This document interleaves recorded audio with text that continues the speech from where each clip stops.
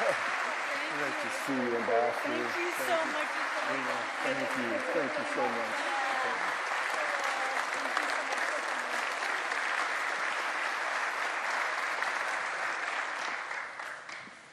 So you and I have seen each other a lot over the last 6 months, and it's so great that you're here and that you brought Rena. This is the first time I've met Rena. So. You know, it's great to have her here. She's here with her husband, Josh. They're newlyweds. They just got married. But, you know, to be back here, I'm glad she could see Iowa. Yes. My son, Nayland, he's a senior at college, and so he's in the middle of exams. That's why he's not here. But he got to come for the state fair. And he fell in love with Iowa. I mean, he really did. So it's fun. Now she finally gets to come and see it too. But it's cold outside. I can't believe how cold it is. This is not South Carolina at all. Well, I got to tell a little story about you. One of the first times I met you, so this was, I don't know, a year and a half ago, Ambassador came to Northwest Iowa. And what do we have in Northwest Iowa? We have hogs, right? We have cattle, we have hogs. So Nikki comes to me and goes, Randy, I want to take a picture of a hog. I said, you don't know what you're asking for. And she goes, no, I want to do it. So we went into a hog confinement. She took a picture with a hog. And then the next hour, she goes, Randy, I stink like hogs. It's like, that's money. That's the smell of money. So, but she wanted to get that I think done. that smell was on me for like 2 days. We all know the feeling. Trust me. So, again, welcome. And I just want you just to take 2 minutes to reintroduce yourself to the people from Northwest Iowa. Tell them why you're running, what it's about, and then if we could pivot over to your daughter, and she could just tell a little bit about yourself, what activities and what work you do. Well, first of all, it's great to be back here in Iowa. You know, I mean, I grew up in a small rural town. 2,500 people, 2 stoplights. You couldn't think about doing something wrong without somebody telling your mom. South Carolina, the area I grew up, is much like Iowa. I grew up playing on a cotton field and in a dairy farm. And so, but it was very much about families taking care of families. You know, even if it wasn't your child, people treated it like it was your child. And you know, you learned to love each other and take care of each other. And now in a time where our country is in disarray, whether it's the economy and the inflation that's squeezing people hard, whether it's the fact that only 31% of 8th graders in our country are proficient in reading, whether it's crime that we're seeing on our streets, or a border that's open and so irresponsible that it only takes one person for us to have another 9/11, or whether it's the fact that the world is on fire. You know, we have to get this right. It's so important. We have a country to save.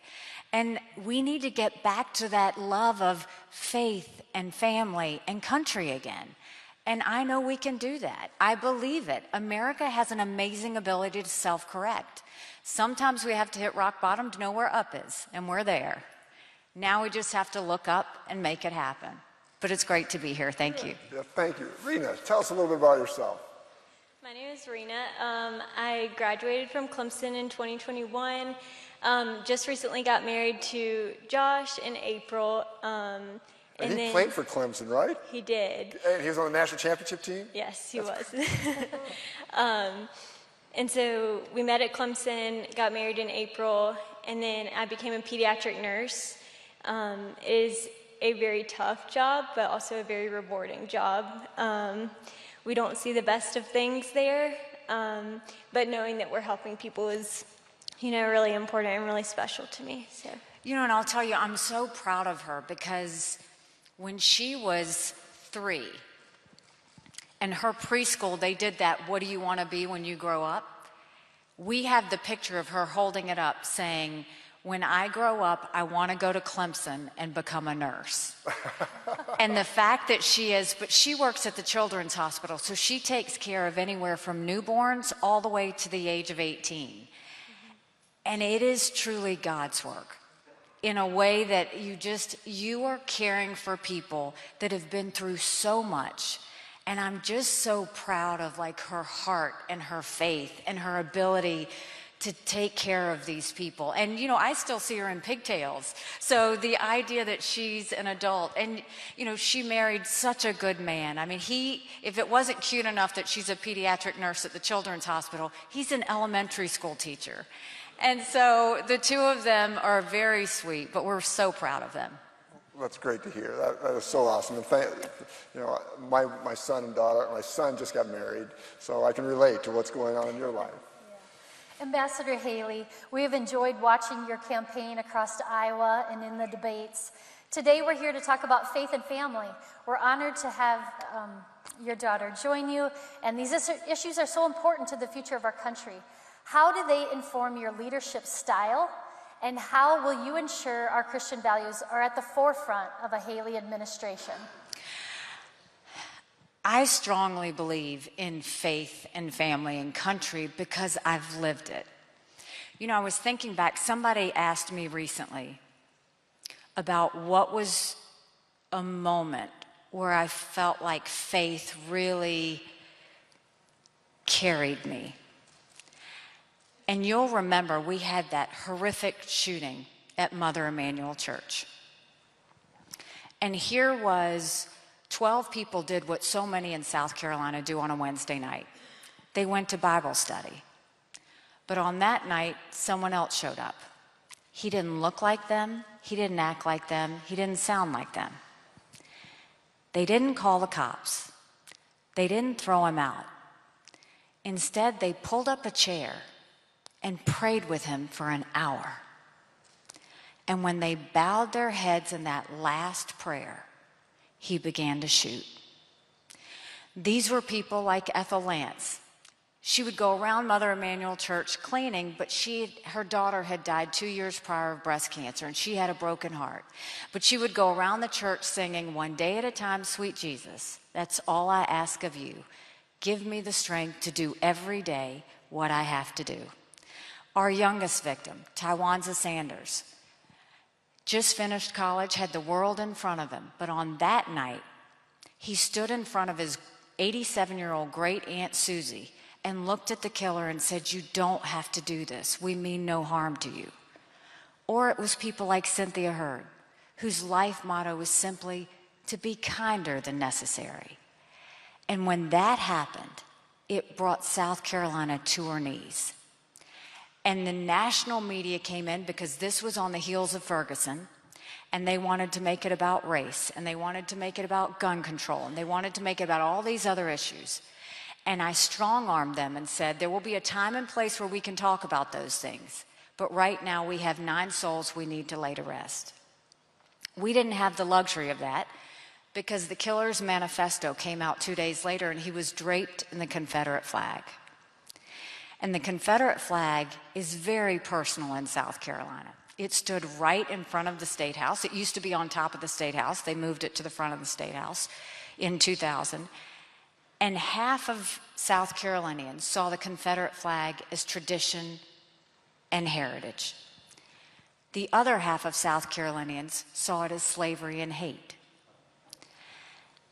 This wasn't about me judging either side. It was getting me to get them to see the best of themselves and go forward. And you know, when he came out with the manifesto, I called for the Confederate flag to come down. And I called for 4 meetings. I told my staff, I said, I want 4 meetings. I wanted Republican leadership, Democrat leadership, I wanted the congressional delegation, and I wanted community leaders. And I said, don't tell them why I'm calling, because I knew they wouldn't come. And when they showed up for their meetings, I said, at 3 o'clock today, I'm going to ask for the Confederate flag to come down. And if you will stand with me, I will forever be grateful. And if you won't, I won't tell anyone you were ever in this room. And I had my husband, Michael, with me because I thought he was going to be the only one standing with me at 3 o'clock that day. But that's not what happened. We had Republicans, we had Democrats, we had whites, we had blacks stand up there. But that was the easy part. In order to bring it down, it took 2/3 vote of the House and Senate. It was a tough process, but at the end of it, we didn't have violence, we had vigils. We didn't have protests, we had hugs. And we showed the entire world what strength and grace look like. But the part that made me come to that was that happened on June 17th, 2015. On June 13th of 2015, I had called for a state day of prayer. a day where we were asking South Carolinians to come together to pray for our country, which felt like it was in crisis. And we had thousands of South Carolinians fast, pray, come together. And I just think, and I took a lot of criticism for it. Everybody said, as a governor, I should never call for a state day of prayer. It was, it was not good. It was evangelicals coming together. And I mean, I really took a lot of heat. But looking back, I truly believe that state day of prayer was preparing us for the tragedy that was going to happen. And I think it's what saved us at the end of the day, because I think it really pulled the hearts of South Carolinians. It was the first time in our country we had had a shooting in a place of worship, and I saw God in that. And I think you never know what tomorrow is going to bring, but that faith and that readiness is so incredibly important for what we have ahead. Thank you. Thank you for sharing that. It's very special. I want to talk about our children. I have children exactly your children's age, and I worry about our national security. What's happened, we saw in Israel. My wife and I were in Israel several years ago. We were at a kibbutz. We actually knew some of the people that lost their life, and it was very personal. I bleed. My heart bleeds for what happened there. And we see what's happening in Russia, and I should say Ukraine and Russia, and then we see China, we see North Korea, and I fear for what my children will see 20, 30, 40 years down the road. How do we protect our country from the tyrants of Putin and others? America has to get this right. I mean, God help us if we don't. What is frustrating for me is I hear what's coming out of D.C., and they're saying, do we support Ukraine or do we support Israel? Do we support Israel or do we secure the border? That's such a false premise. Our job is national security. It's to protect Americans, but more importantly, to prevent war, right? Because if we can prevent war, we can protect Americans. And I look at what happened in Ukraine. And here is a pro-American, freedom-loving country who was invaded by a thug, and 500,000 people have died because of Putin. I don't think we should give cash to any country. Ukraine's not asking us to put troops on the ground. They want to do this themselves. But dictators always do what they say they're going to do. They're actually very transparent. Hamas said they were going to invade Israel. They did. China said they were going to take Hong Kong. We watched it. Russia said they were going to invade Ukraine. It happened. China says Taiwan is next. We better believe them. Russia has said when they take Ukraine, Poland and the Baltics are next. Those are NATO countries. Then we are at war. We're trying to prevent war. So the key is give them the equipment and ammunition to win. Now think about if Putin had hit rock bottom, which he did, raised the draft age in Russia to 65, getting drones from Iran, getting missiles from North Korea, they were losing. What did their partner Iran do? Hamas invades Israel and has that horrific brutality on Putin's birthday. Putin didn't call Netanyahu. He invited Hamas to Russia. And what happened? The happiest person in the world right now is Putin, because what did America do? Shift their eyes from Ukraine and put it on Israel. Then you look at what happened in Israel. There would be no Hamas without Iran. There would be no Hezbollah without Iran. There wouldn't be the Houthis without Iran. It has never been that Israel needs America. It has always been America needs Israel. Israel is the tip of the spear when it comes to defeating terrorism. When they beheaded those people and burned those babies and raped those girls and dragged their naked bodies down the streets of Gaza, what did they say? Death to Israel, death to America. Now, if we just took care of Ukraine, it would be 3% of our defense budget. The Europeans have paid more, and they should. It's their neighborhood. If we took care of Ukraine and Israel, it would just be 5% of our defense budget. If we took care of Ukraine, Israel, and closed the border, and by the way, closing our southern border is priority job number one. If we did all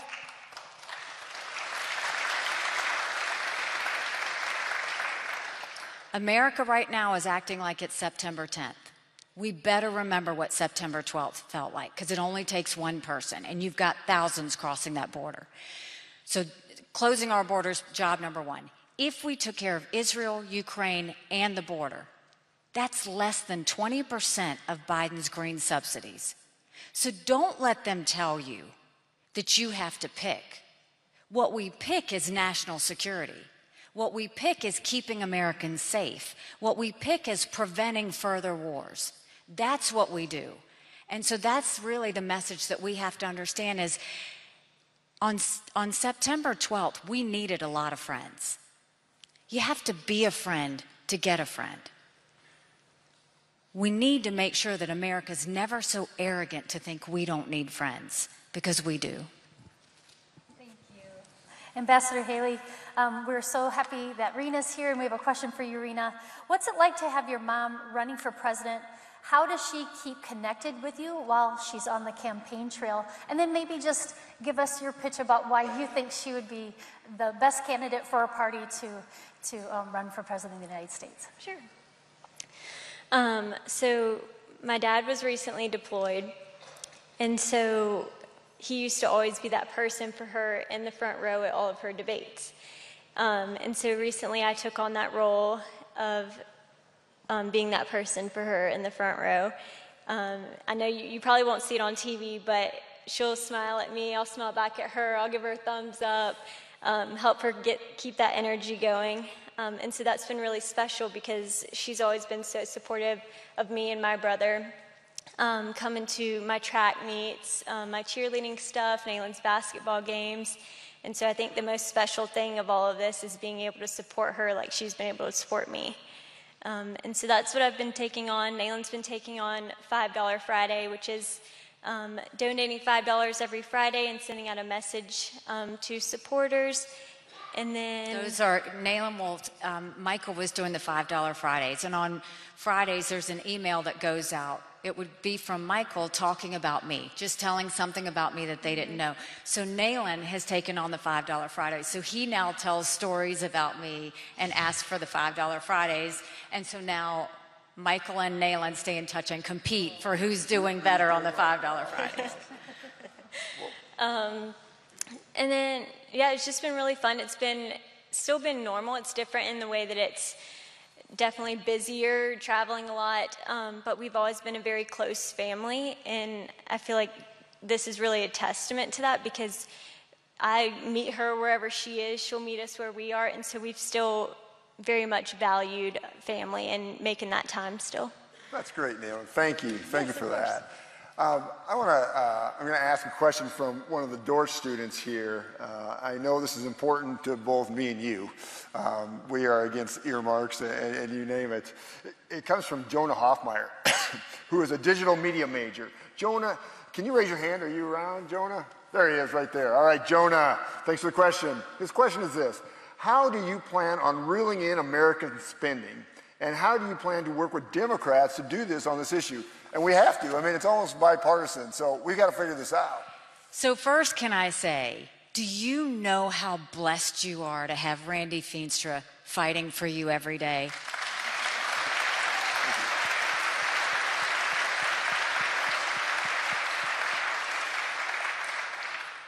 Mainly because he's normal, right? Like, that's what we want. We need normal people serving, you know, in Congress and in our country, like not politicos that this is what they live, eat, and breathe every day, but people who have families, who have a faith, who understand the price of a dollar. And I will tell you, I love that Randy hasn't been taken by DC. He hasn't kind of fallen into that mission creep that happens. You talk about our budget situation. The accountant in me, don't you think it would be good to have an accountant in the White House? The accountant in me sees how out of control the spending is. $34 trillion in debt. We are having to borrow money just to make our interest payments. China owns some of that debt. And while it's easy to blame Biden, and he sent us down this socialism creep that is dangerous that we have to get out of, our Republicans have done that to us too. I mean, look at the $2.2 trillion COVID stimulus bill that passed with no accountability. We now have 100 million Americans on Medicaid, 42 million Americans on food stamps. That's a third of our country. And did Republicans try and make it right? No, they opened up earmarks and pet projects for the first time in 10 years, pushing through 7,000 of them last December. Now, I want to say Randy Feenstra does not ask for any of these earmarks or pet projects, and I thank you for that because that's really important.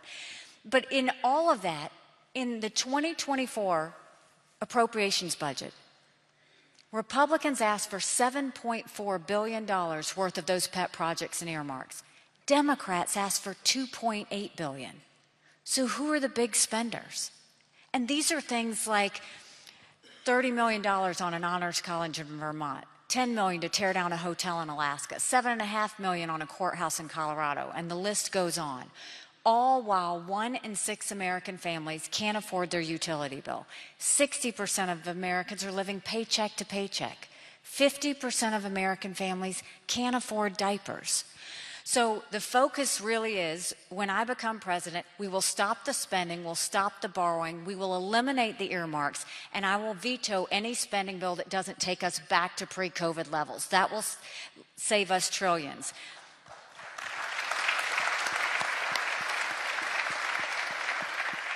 The next thing is we need to open up the middle class. We are watching the rich get richer and the poor get poorer.